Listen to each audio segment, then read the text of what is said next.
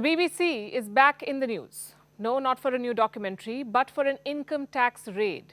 BBC offices have been raided by the Indian Income Tax Department. The raids were conducted in Delhi and Mumbai. The authorities are not calling them raids. They say these are just surveys. What for? To investigate tax evasion. A team of 15 officials searched the offices in Delhi and Mumbai. They were looking for documents related to the BBC's business operations in India. There are allegations of irregularities. This relates to international taxation and transfer pricing. Reports say the mobile phones of employees were seized. Those in office were told to return home. Those at home were told not to come to office. The reports triggered a storm on social media. Remember, this action comes days after the BBC broadcast a documentary. It relates to the 2002 Gujarat riots and implicates Prime Minister Narendra Modi, who was then the Chief Minister of Gujarat. The documentary came in for a lot of criticism. The Prime Minister of the UK said he did not agree with the characterization of Modi. The US government dismissed it, and India blocked it. Today's IT survey comes in the wake of this row, and opposition parties are criticizing it. They say the government is being vindictive, which is not surprising. This is what the opposition is meant to do. Would have been news had they supported the government's move.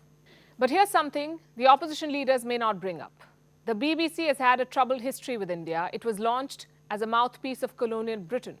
And long after the British left, the broadcaster perpetuated their biases. The BBC has been repeatedly expelled from India, and every time it has been expelled, the Congress was in power. In 1970, they broadcast two documentaries, Calcutta and Phantom India, both by a French filmmaker. Both led to outrage among the Indian diaspora in Britain and the Indian government. They showed India in a bad light. The then Congress government banned the documentaries and expelled the BBC from India for 2 years. Then in 1975, when Indira Gandhi imposed the emergency, the BBC was expelled again. A statement signed by 41 Congress MPs accused the BBC of broadcasting quote-unquote notoriously anti-India stories. They asked the government, and I'm quoting again, to not allow the BBC to report again from Indian soil.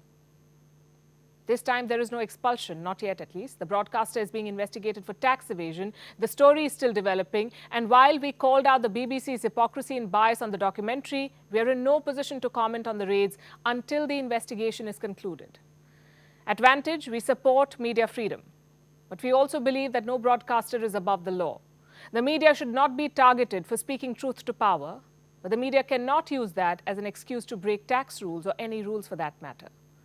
So all those frothing at the mouth on social media, we say wait for the full story to emerge and read some history in the meantime. As for the BBC, this is the last thing they needed.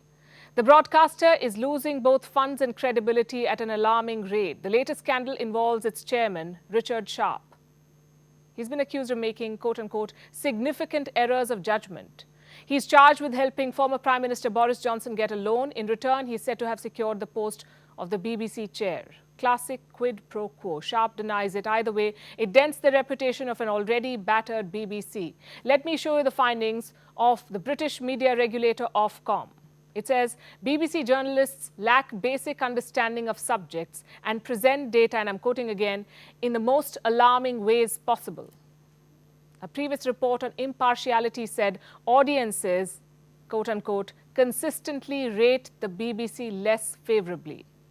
Complaints against the BBC have gone up by 3 times in the last few years, so playing victim in India may not help very much. They can accuse the Indian government of victimizing them, but how will they explain the backlash they face in their home country?